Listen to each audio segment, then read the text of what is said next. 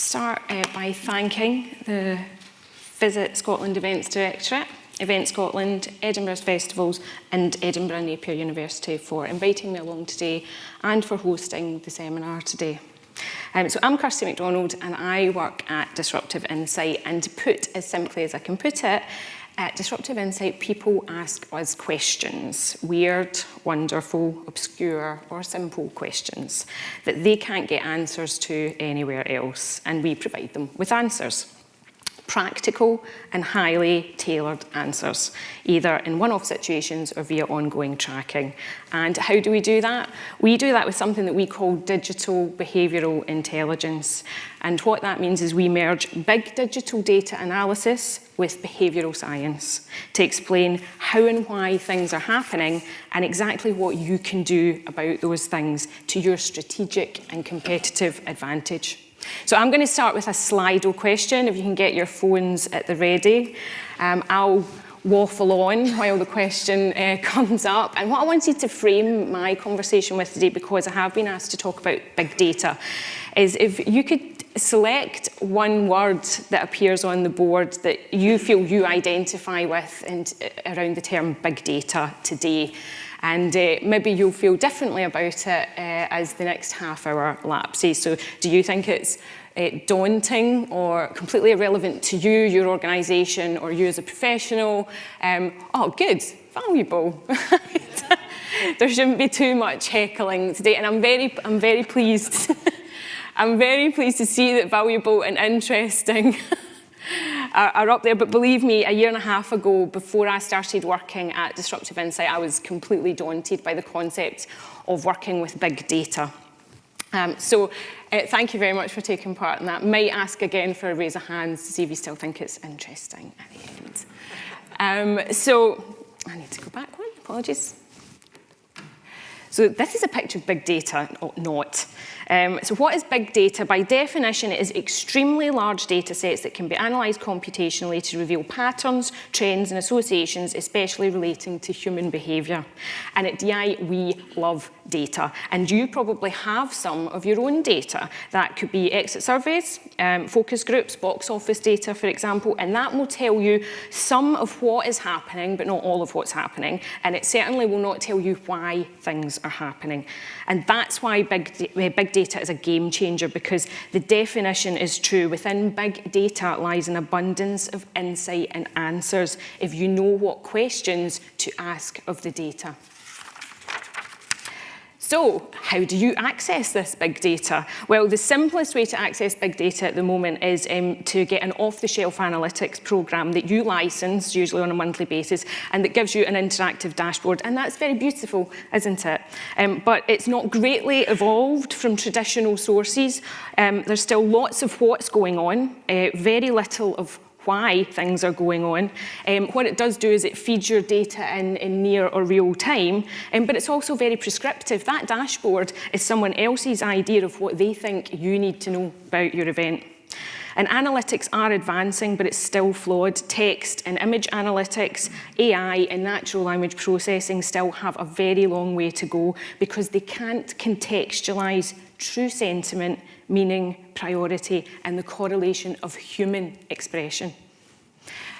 And that's why we differ at DI, because we believe human evaluation is absolutely critical by those qualified to interpret human behaviour. For example, at DI, we believe there are three versions of your audience. There's the data version of the audience. The type of audience you're probably very familiar with. That's your exit surveys, box office data, focus groups, demographic profiling.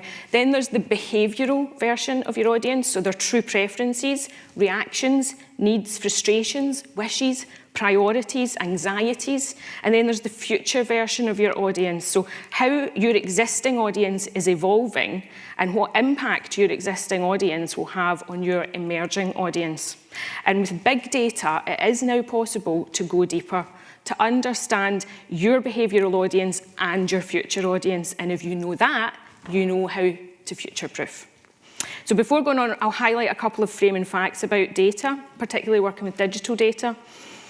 Firstly, around data sources. So here's something I've been told in meetings when we're trying to explain what we do. Well, I've got Twitter, so I can see what's going on. What I would say to that is, yes, Twitter, if information is aligned around a hashtag, can give you a certain idea of what's going on, and the Twitter fire hose is most definitely big data.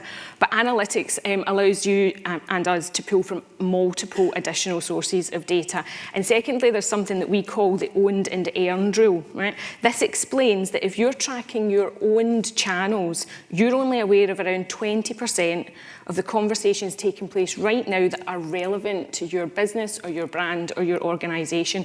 So the earned indirect content that is earned, that is not directed at you, so that basically represents people that are talking about you but not to you, is the richest source of insight and opportunity that we can draw from for your events or your business.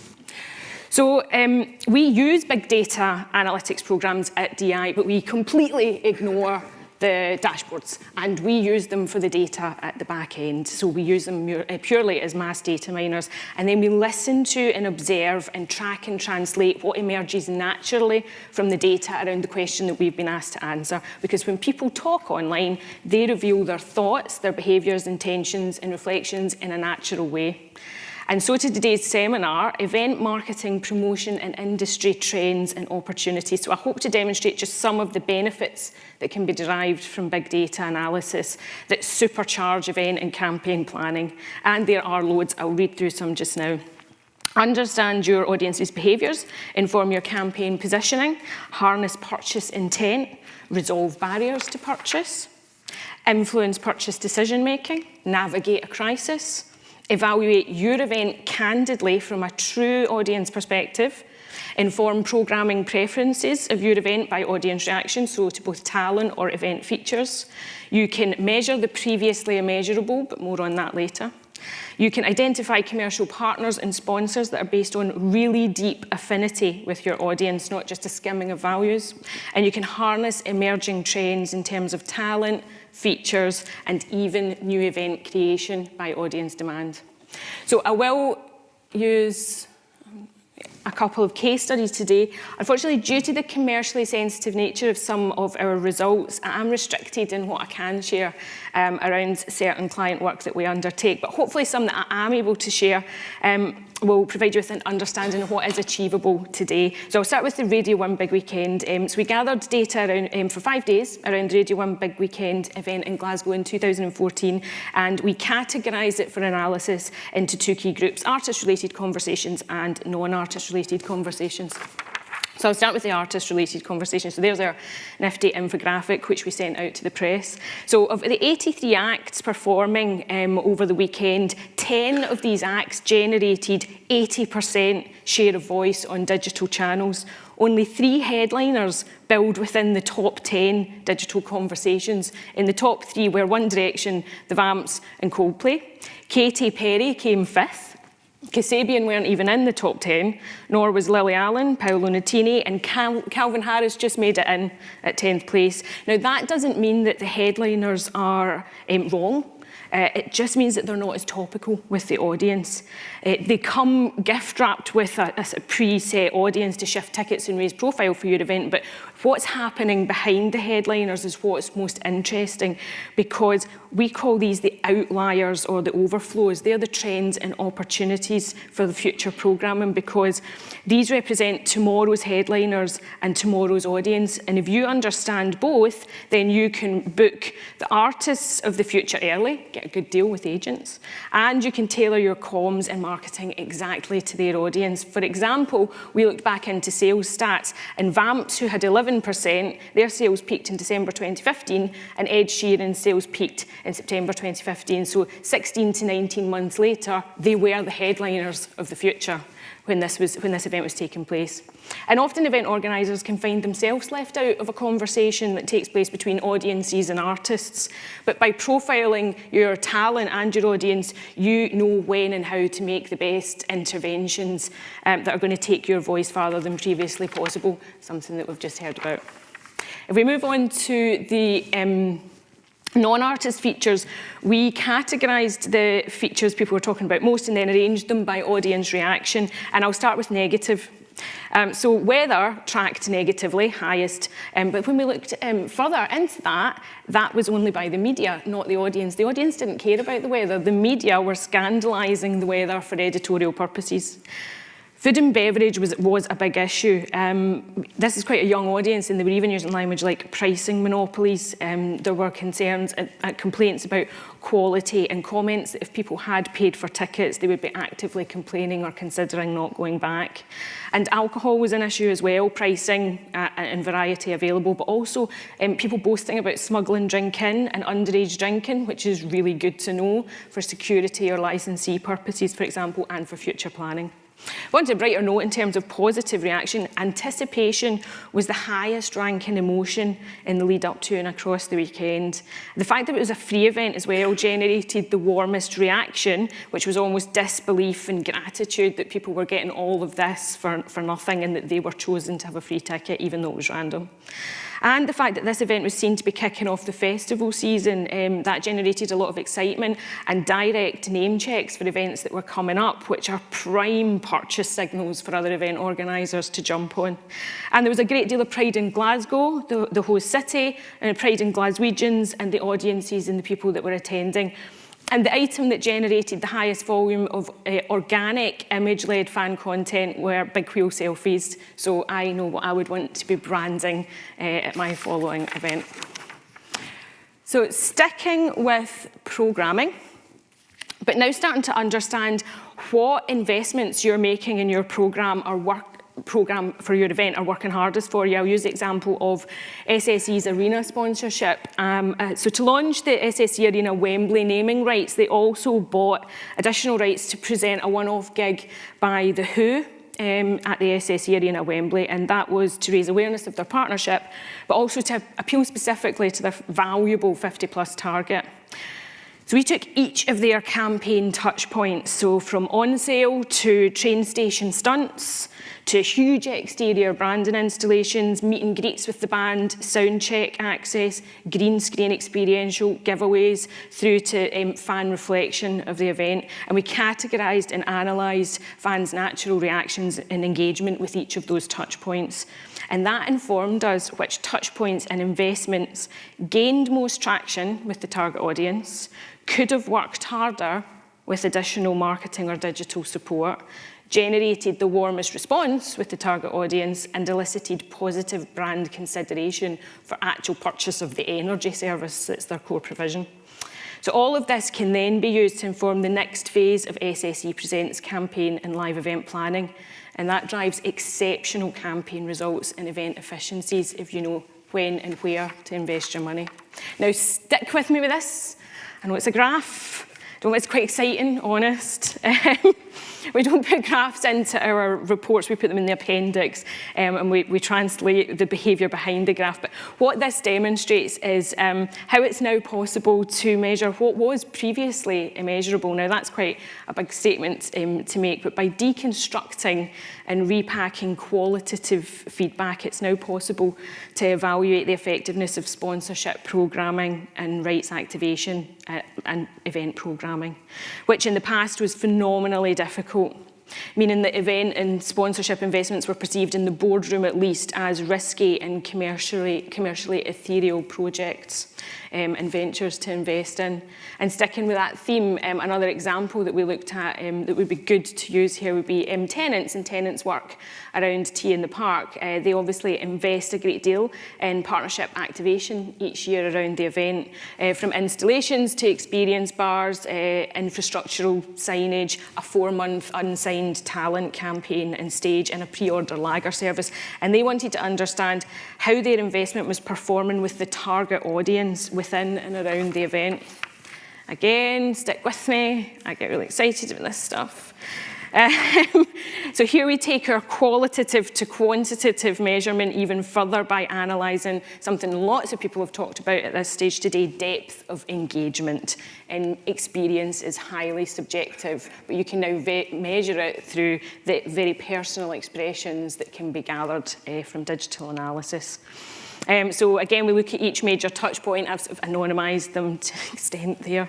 And that provides real strategic clarity when you're evaluating your event, and it allows for effectiveness measurement in the experience economy, which is we find very exciting, particularly me coming from an event background where you have to justify your investments and your decisions. So it represents a huge leap forward for the industry, turning previously unstructured qualitative conversational noise into valuable, actionable insight and strategic direction.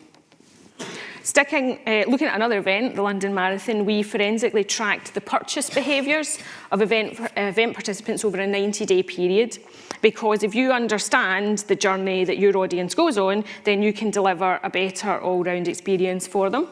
You can plan for them, establish sponsors and partnerships that really matter to them, and add real value to your event offering. So we validated the obvious things that we thought we would, but we also learned the not so obvious things. For example, we were able to advise when training and race day kit purchases were made, exactly, when and why a majority of participants purchased a second pair of training shoes, which training tech, apps and gadgets were rated and purchased the most and why, when most family travel and accommodation itineraries were booked and bought against which key sets of criteria, specific nutrition and dietary planning and behaviours, and also, the types of specialist sports, massage and physio that people required at different stages in their training regimen. But we also identified one purchase that people consistently referred to and consumed throughout their entire 3-month race preparation. And I wonder if anybody who wasn't at the National Event Conference could have a guess at what that might be. Well, the answer is porridge. Beautiful, simple, nutrient-loaded, immunity-boosting, muscle-recovering porridge. It's all true, it does these things. Porridge represented the single constant product purchase from day 1 to day 90 of training journey of tens of thousands of people. So that's great to know if you're approaching a major sponsorship appraisal in the running business. So are you inspired? Sticking with marketing in the running sector, a sponsor of a major running event asked us to identify campaign white space for them. So what emotions and language would engage deeply and very meaningfully with their target audience. So imagine your typical creative planning session. There's post-it pads and people in research and insights and a bunch of buzzwords up on a whiteboard. And I guarantee you that the word inspire and inspired would be up on that board somewhere, probably within the top 3, but it shouldn't be. Why? Because we know from analysis that these words, inspire and inspired, are used by spectators and home viewers and supporters rather than actual runners. So if you want to sell flags for people to wave at the roadside or TV sport bundles, then that's your word right there. But also beware, because it's also completely overused by every other brand operating in the running space.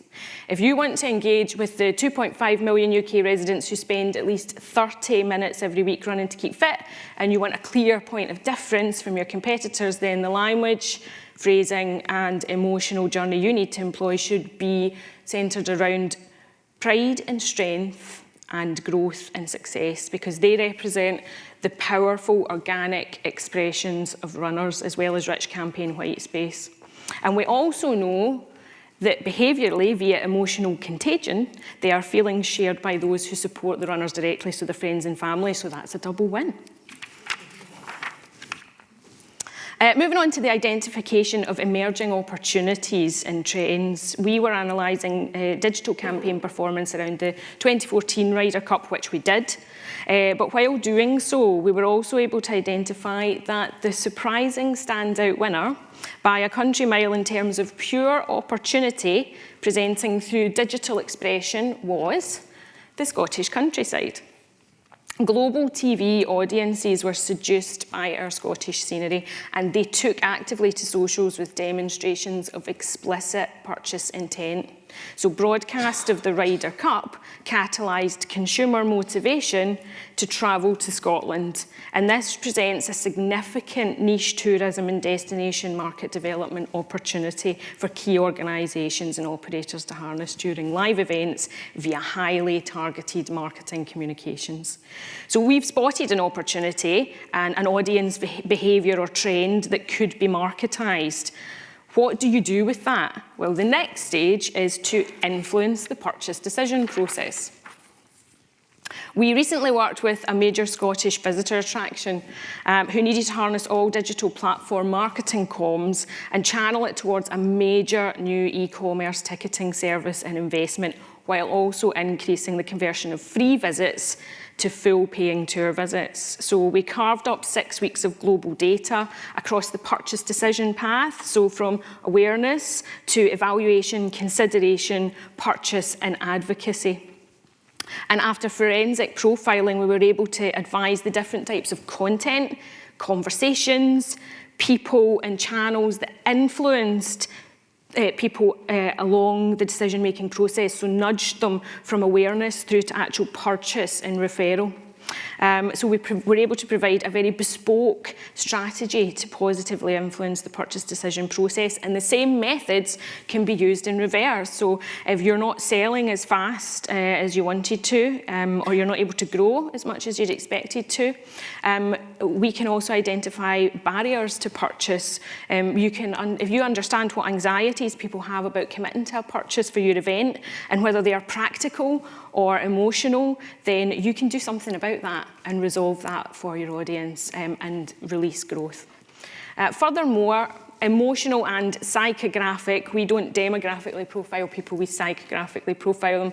It allows you to consider influencer targeting. Now, you'll all have heard about influencer targeting. It's a really widely used term, and by definition it is building relationships with people who are best placed to build relationships for you in networks that you can't reach. So if you want to identify 200 people who really like red shoes within 200 miles or 2,000 miles of your red shoe event, then that's easy. Because people love to talk about their passion, be it red shoes or green shoes or blue shoes, and they love to be publicly rewarded and recognised. But big data really supercharges the potential of influencer targeting and allows you to really deeply profile your most important fans. Because if you know what influences them and addresses the real needs and issues and worries and frustrations, those intangible benefits that you can answer for them, then you really are marketing at a very deep level to them. And you can also offer them as events. You have assets galore. You can offer them things that are of great value to them in the right place at the right time using the right language. Why? Why would you do this? Because 90% of consumers trust peer-to-peer recommendations, while only 33% trust ads. That's a really important statistic. As I was talking about earlier, earned results are proven to impact sales the most. And the possibilities, like I said, for this type of activation are endless. You can surprise them with tickets and they'll talk about you. You can delight them with money can't buy experiences, and that forms the ultimate social capital for them to share onto their network. If you're B2B, you could share really timely knowledge and information, and they will position you as the thought leader in your field. And here's another interesting behavioural insight about targeting superfans with goodies. It's a fact, people would rather have a lower value prize that they can be seen to share out with their mates and family than a higher value prize that they can only share with one other. On a more serious note, big data analysis is also extremely useful when navigating a crisis.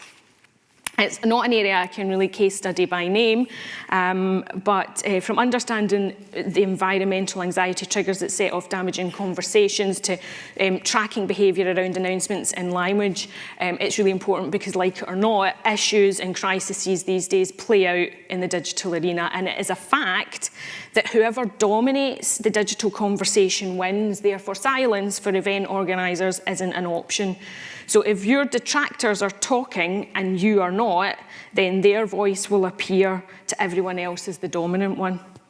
It can feel like a bit of a minefield, but it is completely navigable, and near and real-time tracking can really make the difference between a communications disaster and the restoration of equilibrium or even trust. Now, I understand if you're listening, some of you might be out there listening to this today going, how on earth is this for me? So I've tried to understand my audience myself. For smaller event managers, accessing digital data allows for great scalability. So for example, it's possible to forensically analyse the behaviours of an audience of 100 people or an audience of 100,000 people with the same outputs. And because you're smaller in terms of organisational structure, you probably find it easier to disseminate and implement the recommendations that come from the types of insights that we find that are specific to you. For the public sector, NGOs and third sector, we know that for you, impacting behavioural change is paramount. And knowing that you're doing that takes a great deal of time and skill. And events often represent the physical, real-world embodiment of core policy values. And digital behavioural intelligence allows for tracking of change impacts at a rate faster and a depth deeper than traditional methods alone.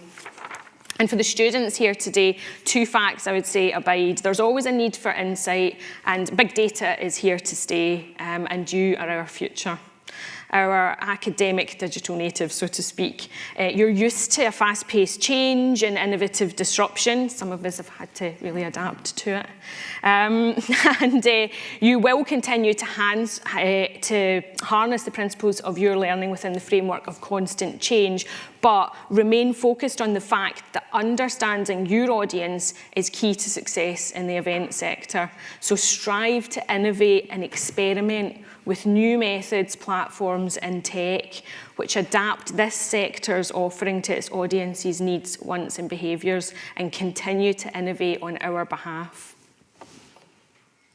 So in conclusion, this talk was titled Big Data for Events, the Future Advantage. And I've tried to set out to introduce the concept that big data provides advantage right here in the present, not just in the future. It's here and it's available. You don't necessarily have to deal with it. There are other people that can do that for you and give you the answers, which let you focus on doing what you do best, which is providing experiences and making memories, curating future events and cultivating future audiences. And the insights derived from big data can most definitely impact your marketing and communication strategy right now. In addition, the bio for this talk asked, how can you respond to trends and opportunities? And I hope that today I've also shown that you don't just have to respond to opportunities, that insight from big data can also allow you to identify, harness, and lead in the face of opportunities, threats, and emerging trends on the event horizon. Because ultimately, the more you understand about your audience and their ecosystems, the better placed you are to provide them with what they really want, both now and in the future. Thank you very much.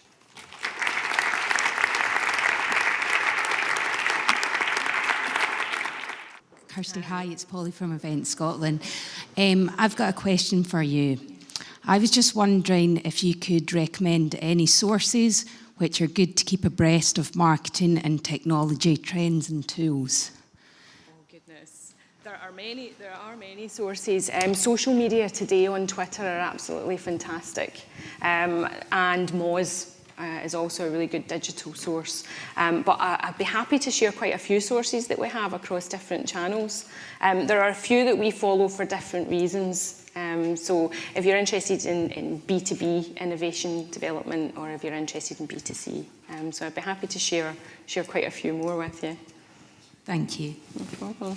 So we've got a question on the board there. It's going to get harder to analyse big data as different demographics increase their use of social media, i.e. older people? No, not at all, not at all. The more data or the more people that pile in doesn't make a difference. In fact, I would just argue that allows the outputs to be even richer. And I personally am hugely excited about the statistics, and some new stats were just released earlier this week about over 65s, between 55 65s and 65s getting involved with social media because they are really important consumers and they're really influencing a lot of sectors at the minute.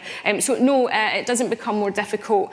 Data is parsed and crunched by computers in the same way. So no, I think it just makes the spectrum of consumers and audience members that you're looking at a lot more interesting.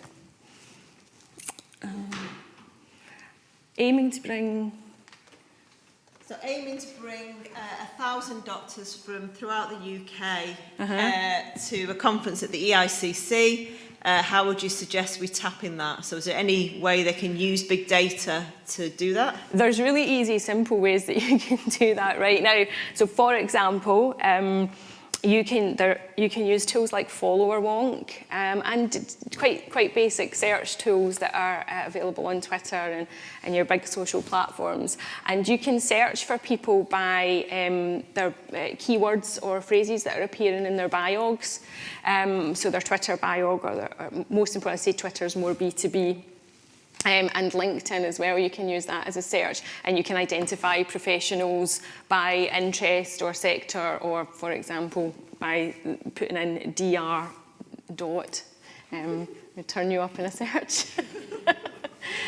So they're really useful tools that you can just Google to find targeting tools out there.